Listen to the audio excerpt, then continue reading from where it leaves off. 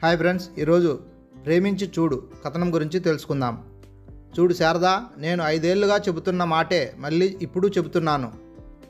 మనిషి ఎంత సుఖంగా బతుకుతున్నాడని కాదు ముఖ్యం, ఎంత శాంతిగా సంతృప్తిగా బతుకుతున్నాడనేదే ముఖ్యం. కడుపుకింత అన్నం, కట్టుకునేందుకింత బట్ట ఉంటే చాలు. అది సాదా జీవితం. అంతకు మించి ఏం కోరుకున్నా, ఏం అనుభవించినా అది విలాస జీవితం అవుతుంది. నీ అవసరాన్ని మించిన డబ్బుంటే నువ్వు ఖర్చు పెట్టు, అనుభవించు. కానీ మనకు అవసరాన్ని మించి ఉందా? నా జీతం ఇప్పుడు ఎంత? 300. ట్యూషన్ల వల్ల ఆదాయం నెలకు 200, మొత్తం 500.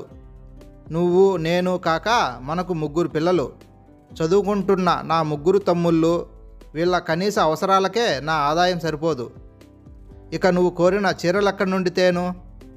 నగలెక్కడ చేయించను? ఇంట్లో స్టీల్, వెండి సామాన్లు ఎక్కడ తెచ్చి వేయను? నీ బిడ్డలను దొరబిడ్డల్లా ఎలా పెంచగలను? నువ్వే చెప్పు శారు.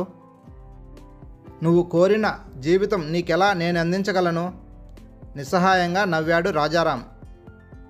కర్తవ్యం, బాధ్యత వీటికి భంగం కలగకుండా నేనేమైనా చేయగలదుంటే చెప్పు, చేయకపోతే చూడు. కర్తవ్యం, బాధ్యత మాటల్లో ఎంత తిరస్కారం చూపించవచ్చో అంతా చూపించింది శారద. ఆడబిడ్డల్ని బికారుల్లా ఉంచి తమ్ముళ్లను శక్తిమీరిన చదువు చదివించడం మీ బాధ్యత, కర్తవ్యం. నా మగడికి 500 ఆదాయం, నాకు కట్టడానికి విడవడానికి 2 చీరలు. అవి కర్మకాలి తొందరగా చిరిగిపోతే కుట్టుకొని మరీ కట్టుకోవాలి. నా పిల్లలకు 3 జతల సాదా బట్టలు. ఇక మేం తినే తిండి గురించి చెప్పాలా? కూలీ నాలి చేసుకునే జనం నయం కదూ. రాజారావు కనుబొమ్మలు పైకి లేచి నుదురు ముడతలు పడింది. అసహనంగా అన్నాడు, నా తమ్ముళ్ళు గురించే కదా నీ ఏడుపు? ఏం చేయమంటావు? హోటల్లో కప్పులు కడగడానికి ఒకరిని, బస్సులు తొడవడానికి ఒకరిని, పల్లీలు బజ్జీలు అమ్ముకోమని ఒకరిని తరిమేయనా? ఎవరి అంటూ సొంటూ లేకుండా నా 500 ఆదాయంతో నిన్ను రాణిలా పూజ చేస్తూ నేను రాజాలా జల్సా చేయనా? చెప్పు శారదా, నీ మరుదులు ఏ హోటల్లోనో కప్పులు కడుగుతుంటే, వీధిలో పల్లీలు బజ్జీలు అమ్ముకుంటుంటే నీకు తృప్తిగా ఉంటుందంటావా? అంతే విసుగ్గా, అసహనంగా జవాబిచ్చింది శారద. ఆ మాట ఎవరు చెబుతారు? మీరు మాకు ఈ కాస్త కూడు గుడ్డ కూడా పెట్టి కష్టపడక్కర్లేదు. రేపటి నుండి నేను 4 ఇళ్లలో పాచి పనికి కుదుర్చుకుంటాను. నేను, నా పిల్లలు ఈ పాటి బతుకు బతక్కపోము. శారదా సహనాన్ని కూడదీసుకుంటూ అన్నాడు రాజారావు. నీకెందుకు వీళ్ళంటే ఇంత ద్వేషం? వీళ్ళు నీకేం అపకారం చేశారు? వదినా వదినా అంటూ తల్లి వెంట పిల్లల్లా తిరగవలసిన పిల్లలు నువ్వంటే భయపడిపోతున్నారు. మూల మూలకు ఒదిగిపోతున్నారు. నువ్వు పెట్టే తిండి కూడా వాళ్ళ ఒంటికి పట్టడం లేదు. ఈ పరిస్థితి నాకెంత వేదన కలిగిస్తుందో తెలుసా? ఈ ఇంటికి పెద్దనాన్న పోయారు. అమ్మ నీతో మాటలు పడలేక పుట్టింటికి వెళ్ళి జన్మలో నా పొరపాటు దిద్దుకోకుండా ఆవిడ భగవంతుడి దగ్గరికి వెళ్ళిపోయింది. ఈ పిల్లలు చిన్నపిల్లలు. వీళ్ళ భవిష్యత్ ఏమిటి? ఇంటికి పెద్దవాళ్ళం. మన బాధ్యత విస్మరించి స్వార్థంతో ప్రవర్తిస్తే దేవుడు కూడా మనల్ని క్షమించడు. శారదా, నాకు ఈ పెద్దరికీ వద్దు, చాకిరీ వద్దు. వద్దనుకుంటే తప్పేది కాదు. ఈ బాధ్యత నువ్వు స్వీకరించక తప్పదు. కోపంతో, ఈర్ష్య, ద్వేషంతో కాదు, ప్రేమతో స్వీకరించు. అప్పుడు నీకెంత ఆనందంగా ఉంటుంది. ఇప్పుడు నీ దయాదాక్షిణ్యాల మీద ఆధారపడిన పిల్లలు రేపు ఒకడు డాక్టర్ అవుతాడు, ఒకడు ఇంజనీర్ అవుతాడు, ఒకడు పోలీస్ ఆఫీసర్ అవుతాడు. వీళ్లకు నువ్వు వదినవు. వీళ్ళ భవిష్యత్తు తీర్చిదిద్దిన దయామయి వదినవు. అప్పుడు నీకెంత గౌరవం. బయట వంగి వంగి నమస్కారాలు అందుకునే నీ మరుదులు ఇంట్లో నీకు వినమ్రులై ఉంటారు. నీ సలహా లేనిది ఏ పని చేయరు. ఎంత పిచ్చివారు మీరు! ఎంత చక్కటి బంగారు కళ! శారద హేళనగా నవ్వింది. భర్తను ఒక పిచ్చివాణ్ణి చూసినట్టుగానే చూసింది. వీళ్ళు డాక్టర్లు, ఇంజనీర్లు కాకపోవచ్చునేమో కానీ అప్పటికింకా నా మరుదులుగా మాత్రం ఉండరు. ఈ గూటిని ఇలాగే మీరు కలగనే విధంగా అంటిపెట్టుకుని ఉండరు. వాళ్లకు మరో జంట పక్షి వస్తుంది. టింగ్రంగా అంటూ మరో గూడు వెదుక్కుని వెళ్ళిపోతారు. అప్పుడు మీరు, నేను, పిల్లలు చిప్ప చేతబట్టుకుని నిలిచిపోతాం. జరిగేది ఖచ్చితంగా అదే. అలా అయినా చింత లేదు, నా బాధ్యత సక్రమంగా నెరవేర్చానన్న తృప్తి ఉంటుంది. రాజారావు మందహాసం చేశాడు. గీతలో కృష్ణ పరమాత్మ ఏమని చెబుతాడో తెలుసా? చెయ్యడమే నీ వంతు, ఫలితం భగవంతుడి వంతు. మరొకటి కూడా ఆయనే చెబుతాడు, నువ్వు నాటిన విత్తనం మంచిదైనప్పుడు అది ఏనాటికి విషపు పండ్లనివ్వదు. నేను మీతో వాదించలేను, వాదించి ప్రయోజనం లేదు, ఈ బతికి ఇంతే. రాజారావు మృదుస్వరంతో ఇలా అన్నాడు, నీ సహకారం లేనిదే నేనొక్క అడుగు కూడా కదపలేను శారు. సంసార వృక్షంలో స్త్రీ తల్లివేరు లాంటిది. నీ సహకారం మీదే ఈ వృక్షం భవిష్యత్తు ఆధారపడి ఉంది. నువ్వు కొంచెం సహృదయత అలవర్చుకోవాలని నా మనవి. ప్రతి ఇంట తల్లి తన బిడ్డలే ఉండరు, ఇతరులు కూడా ఉంటారు. పరస్పరం ప్రేమ, సహకారం, అవగాహన లేకపోతే ఆ ఇల్లు ఒక నరగృహమే అవుతుంది. ద్వేషం, అసూయ, స్వార్థం ఎప్పుడూ మనిషిని ఒంటరిగా మిగులుస్తాయి. ప్రేమ ప్రేమను పంచి ఇస్తుంది. నీ మీద పెట్టిన బాధ్యత సామాన్యమైనదని నేను చెప్పను. మనిషి స్వసుఖాలను వర్ణించి దేశ సౌభాగ్యం కోసం పాటుపడడం కంటే కూడా తన కుటుంబంలోని వ్యక్తుల కోసం పాటుపడడం ఎంతో గొప్ప సంగతి. తన కుటుంబంలోని వ్యక్తుల కోసం స్వార్థం విడనాడిన మనిషి దేశభక్తుని కంటే గొప్ప వ్యక్తి. నేను మీ ఒళ్ళో చదువుకుంటున్న అమ్మాయిని కాను, కట్టుకున్న భార్యను. శారద విసురుగా లోపలికి వెళ్ళిపోయింది. రాజారావు ఒక నిట్టూర్పు విడిచి నోటుబుక్లో ఏదో రాస్తుండిపోయాడు. ఇలాంటి ఘట్టాలు ఇదివరకే మామూలు అయిపోయాయి అతడికి. కాకపోతే ఈరోజు శారద మగవాడి మనసు ఎక్కడ గాయపడుతుందో అక్కడ గురిచూసి మాటలు విసిరింది. అయితే తను ఎటువంటి బాధాకర పరిస్థితుల్లోనూ సాత్వికంగా ఉండటం నేర్చుకున్నాడు. స్త్రీ సహజంగా అవి ఇవి కావాలని సరదా పడుతుంది. అవి తీరని కోరికలైనప్పుడు ఇలా విరుచుకుపడుతుంది. తను రెచ్చిపోతే పర్యవసానం ఘోరంగా ఉంటుంది. రాజారావు హైస్కూల్లో మ్యాథ్స్ టీచరు.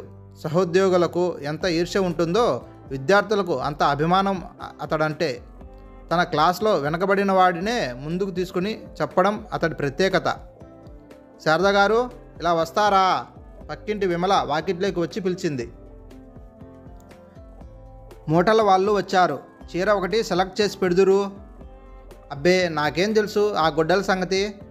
మీకే తెలియాలి, ఎప్పుడూ గుడ్డలు ఖరీదు చేసేవాళ్ళు కాబట్టి మీరు ఎలా అనుకుంటారు, కానీ నాకేం తెలియదండి. ఈ బట్టల సెలక్షన్ ఉంది చూశారు, 2 కళ్ళను మోసం చేసినట్టుగా 4 కళ్ళను మోసం చేయలేవు. అందుకే మిమ్మల్ని రమ్మంటున్నాను. శారదలో ఈర్ష్యను గమనించిన ఇరుగు పొరుగుతో స్నేహంగా ఉంటుంది విమల. అంత మాత్రం చేత ఆవిడ గొప్ప సహృదయవతి అని చెప్పడానికి వీల్లేదు. తనకున్నవి రెండింతలుగా చూపుకొని ఏడ్చే వాళ్ళను మరింతగా ఏడిపించే సరదాగల మనిషి. అప్పటికే మూట విప్పుకొని కూర్చున్నాడు మూటలవాడు. కళ్ళు చెదరగొట్టే రంగులు, ఎంత బాగున్నాయి అనిపించే ప్రింట్లు, 4 కళ్ళకు మరి 4 కళ్ళు జత అయినా మోసగించే గుడ్డలే ఉంటాయి మూటల వాళ్ళ దగ్గర. అవి తెలిసిపోతాయని, వాటికి పెట్టే డబ్బు దండగైపోతుందని ఒప్పుకోవడానికి మనసు అంగీకరించదు ఆడవాళ్లకు. కనకాంబరం రంగులో ఏవో పేరు తెలియని పువ్వుల ప్రింట్లు టెరికాట్ చీర సెలెక్ట్ అయింది. ఆ చీర శారదాకి ఎంతగానో నచ్చింది. డబ్బు లేదు కానీ ఒకటి ఇలాంటిది నేను కూడా తిద్దును. నిజంగా మీ ఒంటి రంగుకు ఈ రంగు ఎంతో బాగుంటుంది కూడా. డబ్బు నేను ఇస్తాను, మీ వారికి జీతం అందుతూనే ఇచ్చేద్దురు కానీ. వద్దులేండి, ఆయన కోపడతారు అందేగాని ఆ చీర చేతుల నుండి కింద పెట్టలేదు. తీసుకోండి, కోప్పడితే 2 మాటలే కదా, ఒకసారే ఇవ్వలేకపోతే 2 తడవలుగా ఇచ్చేద్దురు. విమల ప్రోత్సాహాన్ని, తనలో ఆశను జయించలేకపోయింది శారద.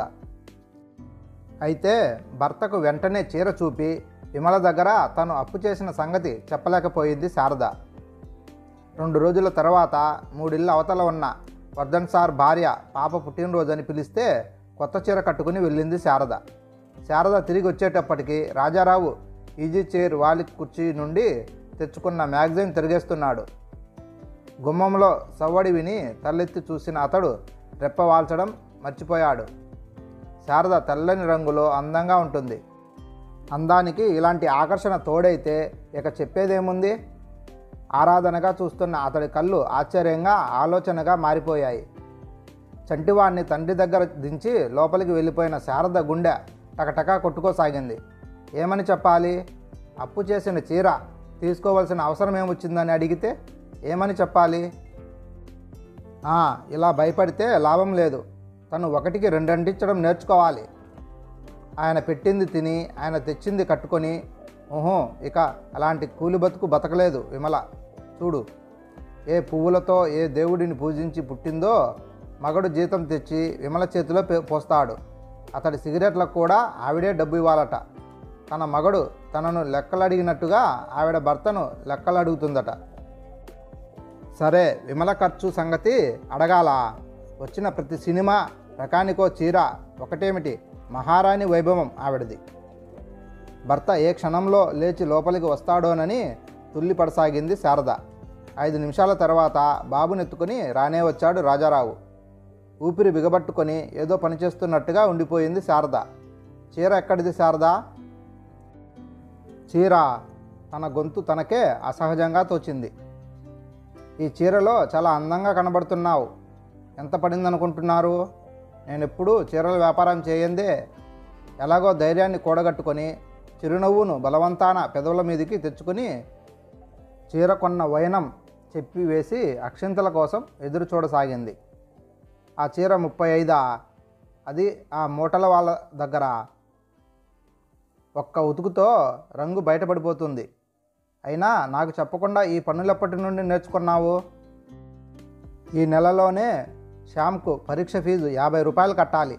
ఇలాంటి సమయంలో నువ్వు అప్పు చేసి నా మెడకు వేయడమా? పై నెలలో నాకు ఏరియర్స్ వస్తాయి. బట్టలు కొంటానని చెప్పలేదు. చీర బాగుంది. విమల తీసుకోమంటేనో బాగుంది. మన కష్టం సంగతి ఆమెకేం తెలుసు? ఆవిడ మొగుడు 2 చేతులా సంపాదిస్తున్నాడు. నీ భర్తది ఒక్క చేతి సంపాదనే అని తెలియదు? నేను ఎన్నోసార్లు చెప్పాను నన్ను అర్థం చేసుకోమని. నన్ను అనవసరంగా బాధ పెట్టొద్దని.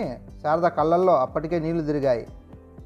మీకు నా మీదున్న ప్రేమ నేనెంతో గర్విస్తున్నానండి. నువ్వంటే నాకు ప్రేమ ఉందో లేదో కానీ ఆ ప్రేమకు ఈ రకంగా పరీక్ష పెడితే మాత్రం నువ్వు ఘోరంగా దెబ్బతింటావు. రాజారావు కోపం నిగ్రహించుకుంటూ బయటికి వెళ్ళిపోయాడు. శారదకు కోపం దుఃఖం ఆగలేదు. ఎంత బానిస బతుకు! ఒక్క చీర కూడా స్వతంత్రత కొనేందుకు హక్కు లేని బతుకు. ఈ ముతకగుడ్డల్లో తోటి వాళ్ళ ముందు తనకెంత చిన్నతనంగా ఉంటుందో ఆయనకేం తెలుసు? దరిద్రానికి నిరాడంబరం అనే పేరు తగిలించుకొని మోసగించుకోవడం ఎంతవరకు సాధ్యం? భార్యను గురించి ఆలోచించేందుకు ఆయనకు వ్యవధి లేదు. తండ్రి లేని తమ్ముళ్ళు, వాళ్ళ చదువులు, వాళ్ళ భవిష్యత్తుకు సోపానాలు నిర్మించడంలో ఆయనకు టైం చాలడం లేదు. ఆ దిక్కుమాలిన విధవల కోసం తనను త్యాగం చేయమని కోరుతాడు.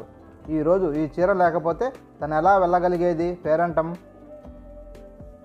పాత గుడ్డలు కట్టుకొని బయటికి ముఖం చల్లక ఒంటింట్లో మరగడం ఎంత నరకం ఆడదానికి. తనకు ఒక మనసుందని, కోరికలుంటాయని గుర్తించని ఈ మగాడితో ఏం సుఖముందని వెలిగించాలి కాపురం? అసలు ఏం సుఖముందని ఈ బతుకు ఏడవాలి? ఈ పిల్లల ముఖం చూసి బతకాలా? తను ఉండి మాత్రం ఏం న్యాయం చేయగలుగుతుంది వీళ్లకు? తను చస్తే తల్లి లేని పిల్లలని కొంతలో కొంత శ్రద్ధగా ఆపేక్షగా చూస్తారు. శారదలో ఈ ఆలోచనలు కొత్త కాదు, తరచూ వచ్చేవి. కానీ ఈరోజు తీవ్రంగా వచ్చాయి. ఒక భయంకరమైన సంకల్పాన్ని దృఢతరం చేశాయి. శారద గుండెలో ఏదో మంట. ఏదో ఒక ప్రతీకారం చేస్తే కానీ ఆ మంట చల్లారదు. తన లాంటి అసమర్థులకు, నిర్భాగ్యులకు చేతనైనది ప్రతీకారం ఒకటే. ఇద్దరు పెద్ద పిల్లలు చిన్నాన్న వెంట కూరగాయలకని బజారుకు వెళ్ళారు. చంటివాడు అవతల గదిలో కాగితం డబ్బాతో ఆడుకుంటున్నాడు. కిరసనాల డబ్బా ఊపి చూసింది శారద. కొద్దిగా ఉంది. చీర అంటుకోవడానికి, తను కాలి చనిపోవడానికి ఈ మాత్రం చాలదేమిటి? శారద కిరసనాల చీర కుచ్చిళ్ళ మీద పంపేసుకుంది. సాధ్యమైనంత ఒడిగా అగ్గిపుల్ల గీసి కుచ్చిళ్ళ కొసలకు అంటించింది. నిమిషం తర్వాత ఒక వెర్రి కేక పెట్టి కింద పడిపోయింది శారద. అప్పుడొచ్చాడు వేణు. కేక విని వంటింటికి దగ్గరికి పరిగెత్తాడు. వదినా ఏమిటి? లోపల నుండి అరుపులు తప్ప జవాబు రాలేదు. ఏదో కాలిన వాస రావడం ఉలిక్కి పడ్డాడు. తలుపు మీద బలంగా తన్నాడు. వదులు గడియ కావడంతో తలుపులు తెరుచుకున్నాయి. లోపల కనిపించిన దృశ్యం చూసి కొయ్యబారిపోయాడు. ఒక్క క్షణం తెప్పరిల్లి ఒక్క అడుగులో సమీపించాడు. శారద మెడ వరకు దుప్పటి కప్పి ఉంది. పక్కన కూర్చున్న రాజారావు ఏ పిచ్చి చూపులు చూస్తూ శిలలా కూర్చుని ఉన్నాడు. మూగిన జనం ముందు ఏం జరిగింది? ఏమన్నాడు మగడు? ఏదో అనకపోతే పిల్లలు ములమై దోషిలా కూర్చోవడం సిగ్గుగా ఉంది. చూడకుండా ఆత్మహత్య చేసుకునే అవసరం ఏమిటి? ప్రశ్నల పరంపర మొదలైంది. మూగిన జనం నుండి జవాబులు విసుల్తా. పెళ్లి చేసుకోగానే పిల్లల్ని కనగానే సరికాదు, వాళ్ళను సుఖపెట్టడం కావాలి. చదువుకున్నాడు, సంపాదిస్తున్నాడు, ఎందుకు తగలేసుకోనా? ఏం తినేదో ఏం కట్టుకునేదో ఎప్పుడూ ఎవరితోనూ చెప్పుకునేది కాదు. ఇవాళ ఉన్నదంతా తమ్ముళ్లకు దోచిపెడుతున్నాడు. భార్య పిల్లల ముఖంపై చూడకుండా రేపు రెక్కలు ఉడిగాక వాళ్ళెవరూ అక్కడికి రారు. పిల్లల అదృష్టంతో బతకాలి కానీ లేకపోతే 1000 జన్మలెత్తినా ఇలాంటి ఉత్తమరాలు దొరకది ఈ మహానుభావుడికి. అప్పుడు తెలుస్తుంది భార్య విలువ. రాజారావు కళ్ళ నిండా నీళ్లు తిరిగాయి. నిజంగా శారద చచ్చిపోతే శారద చచ్చిపోతుందా? నేనేం అంత అపచారం చేశానని శారద నాకింత అన్యాయం చేస్తుంది? డబ్బు లేనప్పుడు చీర ఎందుకు తీసుకున్నావంటే అంత తప్ప? ఇలా ఎన్నిసార్లు పేచీ పడలేదు నాతో? ఇలా ఎప్పుడూ చేయంది ఎందుకు ఇలా చేసింది? శారద నా ప్రవర్తనతో అంత విసిగిపోయిందా? రక్తం పంచుకు పుట్టిన వాళ్ళను సాధ్యమైనంత ఉన్నతిలోకి తీసుకుపోవాలనే దృఢ సంకల్పంతో తను శారద విలువ కించపరిచాడా? ఈ సంఘటన అదే చెబుతుంది. కానీ శారద తొందరపడింది. కొన్నాళ్ళు ఓర్పుతో ఈ చీకటిని సహిస్తే వెన్నెల వస్తుందని తనెన్నిసార్లు చెప్పాడు? శారద తొందరపడడం కాక ఏమిటిది? నా అదృష్టమో పిల్లల అదృష్టమో శారదే బతకని ఆమె సుఖపెట్టడమే నా ధ్యేయంగా పెట్టుకుంటాను. నగలతో చీరలతో ఆమెను అలంకరిస్తాను. టాంగా వచ్చి ఆగింది ఇంటి ముందు. టాంగా నుండి కిందికి దూకిన వేణు లోపలికి దూసుకువచ్చి వదినను లేవలెత్తి టాంగా దగ్గరికి తీసుకుపోయాడు. నువ్వేం గాబరా పడకు అన్నయ్య, వదినకేం కాదు, పిల్లల్ని దగ్గరికి తీసుకో. పసివెదవలు ఎలా బిక్కుమొఖాలు వేశారో చూడు. ఒళ్ళంతా కాల్చిన మాంసం ముద్దలా అగుపడుతున్న శరీరాన్ని చూచుకుంటే జలధరించిపోసాగింది. భగవాన్, ఈ వికృత రూపంలో బతకమని నాకు ఈ దుర్బుద్ధి పుట్టించావా? చచ్చిపోతే ఎంత బాగుండేది. వదిన, శారద తల తిప్పింది. వేణు స్టూల్ శారద దగ్గరగా లాక్కొని కూర్చున్నాడు. ఎలా ఉంది వదిన? చాలా బాధగా ఉందా? వేణు ఆర్ద్రత స్వరానికి బదులుగా శారద కళ్ళల్లో నీళ్లు తిరిగాయి. నేను ఈరోజు నీతో ఒక సంగతి చెప్పాలనుకుంటున్నానమ్మా. మా వల్ల నువ్వు చాలా బాధపడుతున్నావని, మేము నీ సుఖానికి ప్రతిబంధంగా ఉన్నామని గ్రహించే జ్ఞానం ఇన్నాళ్ళు లేకపోయింది. నిన్నటి సంఘటన నా కళ్ళు తెరిపించింది. న్యాయంగా అన్నయ్య సంపాదన అనుభవించే హక్కు నీకే ఉంది. అందులో మేం భాగం పంచుకోవడం అన్యాయమే అవుతుంది. ఇక ఈ చదివి ఇంతటితో కట్టిపెట్టి ఈ రోజు నుండి ఉద్యోగ ప్రయత్నంలో పడతాను. నా 2 తమ్ముళ్లను నా దగ్గరికి తీసుకుపోతాను. అంతవరకు మాత్రం నీ చేత్తో మాకింత ముద్ద పడేయక తప్పదు. మా కోసం సంసార సుఖం, భార్యను, పిల్లలను కూడా త్యాగం చేయగల అన్నయ్య మాకొకడున్నాడని గుర్తుంచుకుంటాం. కానీ ఇంకెప్పుడు తనకు 3 అభాగ్యులైన తమ్ముళ్ళున్నారనే సంగతే అతడికి గుర్తు రానివ్వం.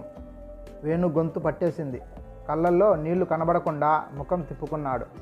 శారద చెయ్యి చాచి వేణు చెయ్యి అందుకుంది. తెల్లని చెయ్యి కాలి బొబ్బలెక్కి అసహ్యంగా తయారైంది. అర్ధస్వరాన విచలితంగా ఉంది. వేణు, నా సుఖానికి ప్రతిబంధకం మీరు కారు. ఈర్ష్య, అసహనం, ద్వేషం నా సుఖం నాశనం చేశాయి. దేవుడిలాంటి మీ అన్నయ్యను బాధ పెట్టాను. నీ చేతులు కాలుతున్నాయని లెక్క చేయకుండా నా ప్రాణాన్ని రక్షించావు. నీకు కడుపు నిండా అన్నం పెట్టడానికి కూడా చేతులు రాని ఈ పాపిని నీ చేతులు కాల్చుకొని మరీ బతికించావు.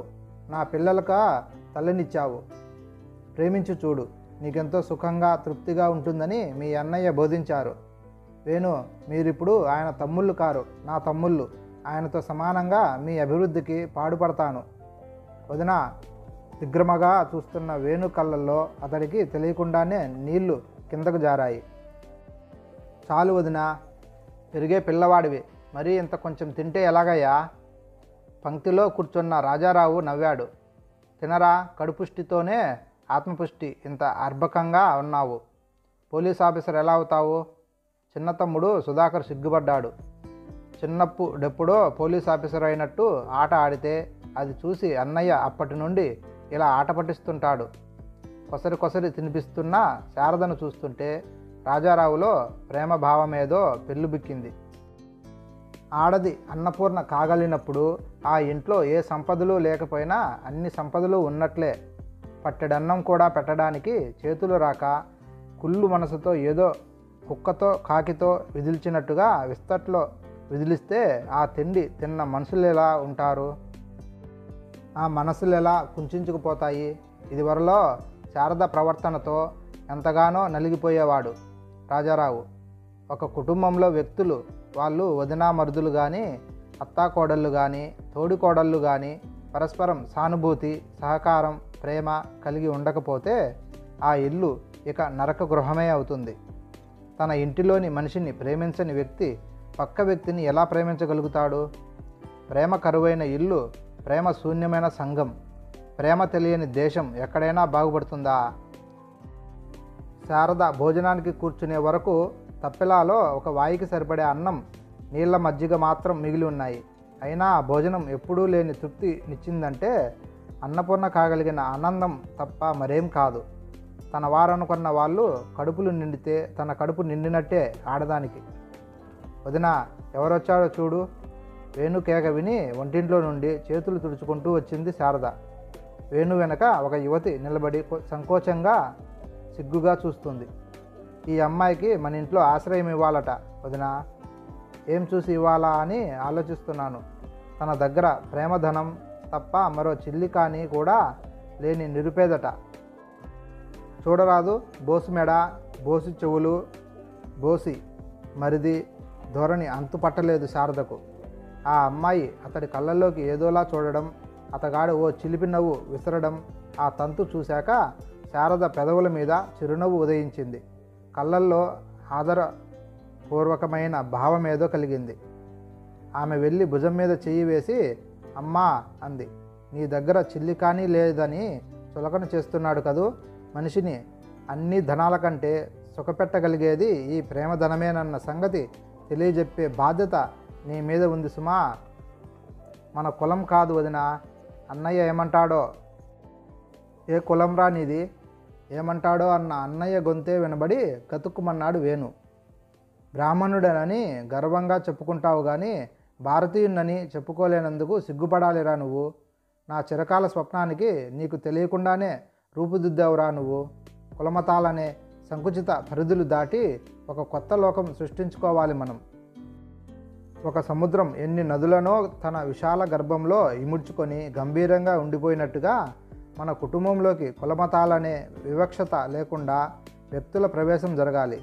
తన కుటుంబంలో శాశ్వత స్థానం కోరిన వ్యక్తి ఒక లక్షాధికారి గారాల పట్టి అని తల్లిదండ్రులను ఎదిరించి ప్రేమించిన వాడి వెనక ఒట్టి చేతులతో వచ్చి వేసిందని వేణుతో పాటు హౌస్ సర్జన్ పూర్తి చేస్తున్నదని తెలిసి ఉంటే రాజారావు నోటి నుండి అంత నిస్సంకోచంగా నిష్కటంగా మాటలు వెలువడేవి కావేమో. 2 రోజుల తర్వాత గుళ్ళో నిరాడంబరంగా పెళ్లి జరిపించేసి దగ్గర స్నేహితులకు పెళ్లి పార్టీ ఇస్తుండగా గుమ్మం ముందు ఆగిన కారులోంచి వేణు మామగారు, అత్తగారు దిగారు. ప్రేమ నిలయం ముందు కార్ల బారు తీశాయి. ఆహుతులతో నిండిపోయింది. ఆ ఇంటి ముందరి తోట రాజారావు రెండో తమ్ముడు శ్యామసుందర్ కొడుకు పుత్రోత్సవం సుధాకర్ ఫారిన్ వెళ్ళి వచ్చిన సందర్భాన్ని పురస్కరించుకొని గ్రాండ్గా పార్టీ ఇస్తున్నారు. స్నేహితులను, తమ పరిచయస్తులను ఆహ్వానించి. శారద ఇప్పుడు శారదాదేవి, రాజారావు టీచరు, ఇప్పుడు రిటైర్ ప్రిన్సిపాల్. ఇంటికి పెద్దవాళ్ళైన ఆ దంపతులు ఇద్దరూ అతిథుల మధ్య చెరో కుర్చీలో కూర్చొని ఉన్నారు. సమష్టి కుటుంబంగా ఉండాలని సరదాపడి ఏవో కారణాల చేత ఉండలేకపోయిన కొంతమంది మగవాళ్లకు రాజారావు కుటుంబాన్ని చూస్తే సంతోషంగానూ అద్భుతంగానూ ఉంటుంది. కాస్త ఈర్ష్యగానూ ఉంటుంది. ఇంటికి పెద్ద కోడలు శారదాదేవి 2 తోడుకోడళ్ళ మీద ఎంత అధికారం కలిగి ఉంటుందో అంత చనువుగానూ ఉంటుంది. 3 మరుదులు ఆమెనొక దేవతగానే చూస్తారు. వేణుగోపాల్ మామగారి సహకార ప్రోత్సాహాల మీద నర్సింగ్ హోమ్ తెరిచాడు. దంపతులు ఇద్దరూ డాక్టర్లు కావడంతో రాబడి బాగానే ఉంది. శ్యామ్ సుందరం అసిస్టెంట్ ఇంజనీరు, చివరివాడు ఇంకా చదువులోనే ఉన్నాడు. అందరి సంపాదన ఒక దగ్గర చేరుతుంది. వేణుకు 2 సంతానం, బేబీ బాబు. అతడి భార్య రేణుక భర్తతో పాటు నర్సింగ్ హోమ్కు వెళ్ళిపోతే పిల్లలకు ఆయాని పెడదామన్న ఆలోచనను సాగనివ్వలేదు శారద. తనకు పిల్లలను అంత ముద్దుగా శ్రద్ధగా సాకిందో లేదో కానీ మరిది పిల్లలను అంత ఇదిగా పెంచింది. ఆ పిల్లలకు పెద్దమ్మ దగ్గరే చనువు ఎక్కువ. శ్యామసుందర్కు తొలి సంతానం ఇదే. అతడి భార్యకు చిన్న వయసు. ఆ పిల్లవాడి ఆలనా పాలన శారద చూసుకోవాల్సిందే. సంపాదన, ఇంటి నిండా నౌకర్లు ఉన్నంత మాత్రాన ఇంట్లో వ్యక్తులకు ప్రశాంతత చిక్కుతుందని ఎక్కడా లేదు. అదంతా ఇంట్లో ఆడమనిషి మీదే ఆధారపడి ఉంటుంది. ఎవరికి ఏ చికాకు కలగకుండా చూసే నేర్పు శారద ఎక్కడ నేర్చుకుందో మరి. అందుకే శారద అంటే అందరికీ గౌరవం. ఆ రోజు రాజారావు మేనమామ రామకాంతరావు కూడా వచ్చారు. ఈ మధ్యే తరచుగా రాకపోకలు సాగిస్తున్నాడతను. రాజకీయాలు అవి ఇవి కబుర్లు దొర్లిపోతుంటే అన్నాడు, శ్యామలను మీ ఇంటి చిన్న కోడలుగా చేయాలనుకుంటున్నాను రాజా. రాజారావు ఇబ్బందిగా నవ్వాడు కానీ వెంటనే జవాబు చెప్పలేదు. ఈయనకు భారీ వ్యవసాయం ఉంది. డబ్బు దస్కం చేతిలో బాగానే ఆడుతోంది. వెనుకటికి తమ్ముళ్లకు ఫీజులకు పుస్తకాలకు సమయానికి డబ్బు దొరక్క చాలా అవసరం. మామయ్య ఈ చిన్న సాయం చేస్తే జన్మంతా రుణపడి ఉంటాను అని ఎంతో జాలిగా ఉత్తరం రాస్తే జవాబు కూడా ఇచ్చేవాడు కాదు మహానుభావుడు. ఇప్పుడు అందరి కళ్ళతో పాటు ఈయన కళ్ళు కూడా తమ మీద పడ్డాయి. వేణుకు శ్యామ్కు కులాంతర వివాహాలు జరిగినప్పుడు అందరితో పాటు ఈయన తిట్టుకుంటూ తిరిగినవాడే. చివరివాడికి బంధువుల్లో పిల్లే రావడం తనకు అభ్యంతరం కాదు కానీ తిరిగి బంధువుల నుండి సంబంధం వస్తుందని రావాలని మాత్రం ఆశించలేదు తను. నవ్వుతావేమ్రా, ఏ సంగతి చెప్పాలి నాకు? నేను ఈ సంకల్పంతోనే బయలుదేరాను. మరి అసలు ఈ సంకల్పం ఎలా కలిగింది మామయ్య? కులం లేని వాడితో సంబంధం కలుపుకోవాలనే ఉద్దేశం ఎలా కలిగింది నీకు? పుట్టాక కులం లేకుండా ఎలా ఉంటుందిరా? నాకున్న కులమే నీకు ఉంది. నా కులం ఉందేమో కానీ అది నీ కులం మాత్రం కాదు. పుట్టుకతో వచ్చిన కులం కాదు మాది, వ్యక్తిత్వంతో ఏర్పరచుకున్నది. ఏ జాతి మనుషులకైనా ప్రవేశం లభించే విశాలమైన కులం మాది. అవునురా, ఒప్పుకుంటున్నాను. అందుకే పిల్లనిస్తానని రావడం. నాకు ఆ పట్టింపులేం లేవు. ఇప్పుడు లేవు, ఒకనాడు ఉన్నాయి. పరివర్తన అనేది మానవ సహజం కదా. రాజారావు ఎక్కువగా వాదించలేదు. తన 2 తమ్ముళ్లకు కులాంతర వివాహం చేసినప్పుడు ఈయన తిట్టుకుంటూ తిరిగిన వ్యక్తే. తాము నలుగురు సమైక్యంగా ఆర్థికంగా బాగున్నారు కాబట్టి బతికిపోయారు కానీ ఆర్థికంగా చితికిపోయి ఒక అంతస్తును చేరుకోలేక ఎవరి దోవ వారిదై దిక్కుతోచని పరిస్థితిలో నిలబడి ఉంటే మామయ్య లాంటి వాళ్ళలో ఈ పరివర్తన సాధ్యమయ్యేదేనా? ఎప్పటికీ కాదు. వంగిన తల మీద పెద్ద పెద్ద బండరాళ్ళు ఎత్తివేసి చితక కొట్టి ప్రాణం తీసేవారు. భగవాన్, ఈ పెళ్ళి ఎందుకు చేసుకున్నాను అని విలపించేలా చేసేవారే. ఆర్థికంగా బాగున్నారు కాబట్టి, తామంతా సమైక్యంగా ఉన్నారు కాబట్టి ఆనాటి అనాచారమే ఈనాడు ఆదర్శమైంది. పాపం శ్యామలను ఈ ఇంటికిస్తే కలిసి ఉండాలని ఎక్కడుంది? ఎవరి ఉద్యోగం మీద వాళ్ళు వెళ్ళిపోతే కులం చెడ్డ ఇంటితో సంబంధం కలుపుకొన్నాడన్న అప్రతిష్ట ఉండనే ఉండదు. మరి మామయ్య లౌక్యం తెలిసినా రాజారావు ముఖం పట్టుకు కడిగివేయలేకపోయాడు. నలుగురిలో ఒక పెద్ద మనిషిని అవమానించడం ఎందుకని ఊరుకున్నాడు. నాకేదో ఒకటి తేల్చి చెప్పాలి, ఏదో ఒకటి తేల్చి చెబుతాను, కానీ ఇప్పుడే కాదు. ఎందుకంటే తుది నిర్ణయం నాదే అయినా మిగతా మగపిల్లలను కోడళ్లను అడిగి అందరి అభిప్రాయం సలహా తీసుకున్న తర్వాత కానీ ఏమీ చెప్పను. ఇదేదో రాజ్యాంగం వ్యవహారం చేశావేమిటి రోయ్? రాజారావు నవ్వాడు. శారదమ్మ, శ్యామలను నీ చేతిలో పెట్టాలనుకున్నాను. నీపైనే ఉంది ఆ భారం. మా ఇంట్లో సిఫార్సులు లంచాలు పట్టరు బాబాయ్ గారు, సరదాగా అంది శారద. రాజారావు గారు, మరొక కంఠం గంభీరంగా వినిపించింది. ఆ కంఠం చీఫ్ ఇంజనీర్ గారిది. శ్యామసుందరంపై ఆఫీసర్ ఆయన. నేను ఎన్నో నాళ్ళుగా అనుకుంటున్నాను మా ఉషను మీ రమణకు ఇవ్వాలని. సందర్భం వచ్చింది కనుక బయట పెడుతున్నాను. ఇంకా చిన్న వయసు, ఇద్దరి వయసు చిన్నదేనయ్యా. సంబంధం స్థిరం చేసుకుంటే పెళ్ళి వాళ్ళ చదువులు అయిపోయాక చేద్దాం. కట్నం కిందికి రమణను ఫారిన్ చదువుకు పంపిస్తాను. ఇంతసేపు శ్రోతగా మాత్రం కూర్చున్న వేణు గొంతు సవరించుకున్నాడు. నేను మీకంటే చాలా చిన్నవాడిని. ఒక మాట చెబితే ఏమనుకోరు కదా. చెప్పండి. కట్నం ఇంతిస్తామని చెప్పలేక అబ్బాయిని ఫారిన్ చదువుకు పంపి రూపంగా కట్నం చెల్లించి మీ అంతస్తును చూపాలనుకుంటున్నారు. కట్నం తీసుకోవడం ఎంత హీనమో ఇవ్వడము అంతేనని మీకు తెలియదా? మనం చదువుకున్నాం, సంస్కారం ఉంది, అంతస్తు ఉంది, ఆర్థిక పరిస్థితి బాగుంది. మధ్యతరగతి వాళ్ళు, ఆర్థికంగా ఎన్నో సమస్యల్లో చిక్కుకున్న వాళ్ళు ఎలాగూ ఈ కట్నం తీసుకోవడం అనే ప్రలోభం నుండి తప్పించుకోలేరు. వాళ్లకు డబ్బు ఎంతో అవసరం కాబట్టి. కానీ మనకేమిటి తక్కువ? ఆడపిల్ల తెచ్చే కట్నం డబ్బుతో మనం ఏం మిద్దెలు లేపాలని? మనము మన అంతస్తును చూపడానికి రేట్లు పెంచుకొని ఒక దురాచారం బలిసిపోవడానికి ఆహారం ఎందుకు పెట్టాలి? ఉషను చేసుకుంటే మా రమణను ఫారిన్ పంపుతానన్నారు కాబట్టి చెబుతున్నాను. ఆ అవసరం మీకు లేదు. రమణ చాలా తెలివైన కుర్రాడు. ప్రభుత్వ స్కాలర్షిప్ దొరికినా దొరక్కపోయినా వాడిని ఫారిన్ చదువులకు పంపాలని అనుకున్నాం. అందరికీ సంబంధం నచ్చితే మీ ఉష మా కోడలవుతుంది. మీరు మాకు ఆశలేవి పెట్టక్కర్లేదు. పచ్చి వెలక్కాయ ఏదో గొంతుకు అడ్డంగా పడట్టుగా ఒక నిమిషం మాట్లాడలేకపోయారు ఇంజనీర్ గారు. సిగ్గుతో ఎర్రబడిన ముఖంలోకి నవ్వు తెచ్చుకుంటూ, అందుకే మీ కుటుంబం అంటే నాకెంతో గౌరవం. మీ ఆదర్శం అభినందించక తప్పదు.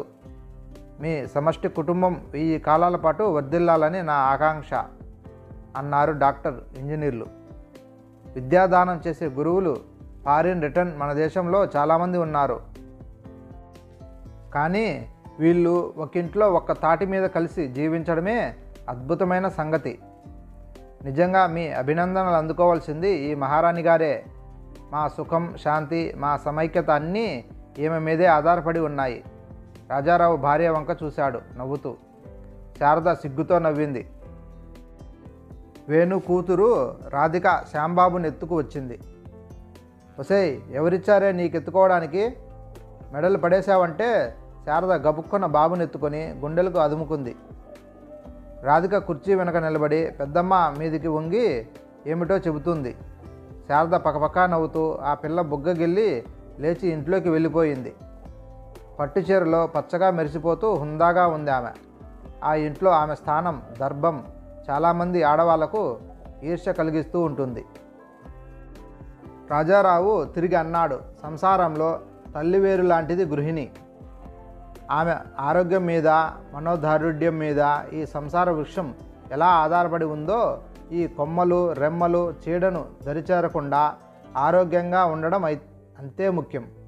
ఈ సంగతి కుటుంబంలోని ఇతర వ్యక్తులు గుర్తించిన నాడు ఏ కుటుంబంలోనైనా చీలికలు రావు. ముఖ్యంగా మా శారదకు మేమెంతో రుణపడి ఉన్నాం. ప్రేమించడం, ఇవ్వడంలోనే ఆమె ఔన్నత్యం నిలుపుకుంది. తీసుకోవడం తెలియనంత వరకు ఆమె స్థానం ఎప్పుడూ అలాగే ఉంటుంది. హాయ్ ఫ్రెండ్స్, ఈ కథ మీకు నచ్చినట్లయితే please like and subscribe friends.